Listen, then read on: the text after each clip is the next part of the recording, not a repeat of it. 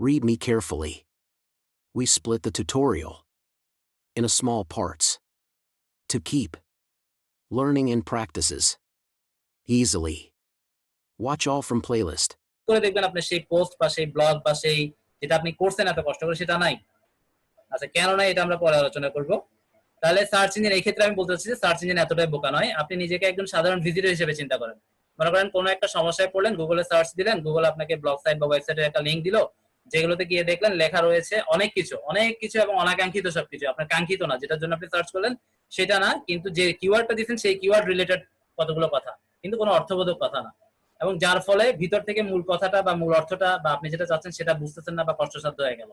তাহলে আপনি নিশ্চয়ই তখন কি হবেন, গুগলের উপরে বা সেই সার্চ ইঞ্জিনের উপরে বিরক্ত হবেন, যেটা কি ধরনের রেজাল্ট আনলো।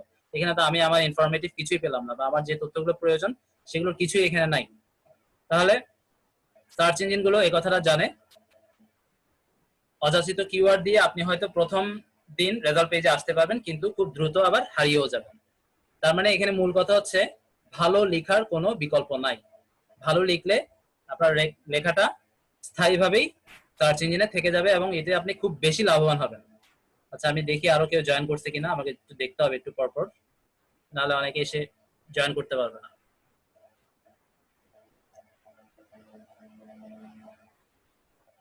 ঠিক আছে।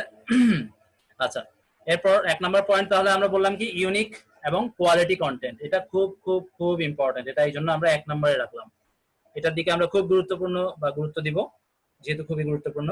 এরপর আসেন 2 নম্বর, যেটা আমাদের খুব দরকারি, সেটা হচ্ছে কিওয়ার্ড। কিওয়ার্ডটা কি, এটা ইতিমধ্যে আমি বললাম যে কিওয়ার্ডটা হচ্ছে আসলে আমার গ্রাহক যেটা দিয়ে আমাকে সার্চ করে পেতে পারে। মানে কিওয়ার্ড হচ্ছে একটা অর্থবোধক শব্দ যা মানুষ সার্চ ইঞ্জিনে সার্চ বক্সে টাইপ করে নির্দিষ্ট কোনো তথ্য খুঁজে বের করার জন্য। এখানেও একটা ব্যাপার লক্ষণীয়, যেটা আপনারা যখন প্রফেশনাল জগতে প্রবেশ করবেন তখন দেখবেন যে অনেকেই সিড কিওয়ার্ড দিয়ে চেষ্টা করে তাকে র্যাঙ্ক করানোর জন্য, তার কন্টেন্ট বা তার সাইট র্যাঙ্ক করানোর জন্য আপনাকে বলবে যে যেমন আমি একটু আগে একটা কিওয়ার্ড বললাম যে অ্যান্ড্রয়েড ফোন, এটা হচ্ছে একটা সিড কিওয়ার্ড, অর্থাৎ কিওয়ার্ডটা যত ছোট হবে সেটা হচ্ছে সিড। এখানে এই সিড, মূল সিড হচ্ছে অ্যান্ড্রয়েড, তারপর হচ্ছে ফোন, অর্থাৎ এটা সিডই, এটার সাথে আসলে খুব বেশি কিছু নাই ওয়ার্ড, এটা হচ্ছে সিড। এই ধরনের সিড কিওয়ার্ডটাই আসলে পপুলারিটি খুব বেশি, কিন্তু এটা আসলে ভুল।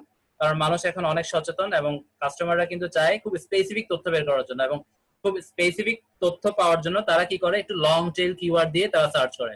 যেমন আমি নিজেও, বা আমি নিজে না, এটা অনেকেই করেন, আমি শুধু অ্যান্ড্রয়েড ফোন লিখে কিন্তু সার্চ করবো না।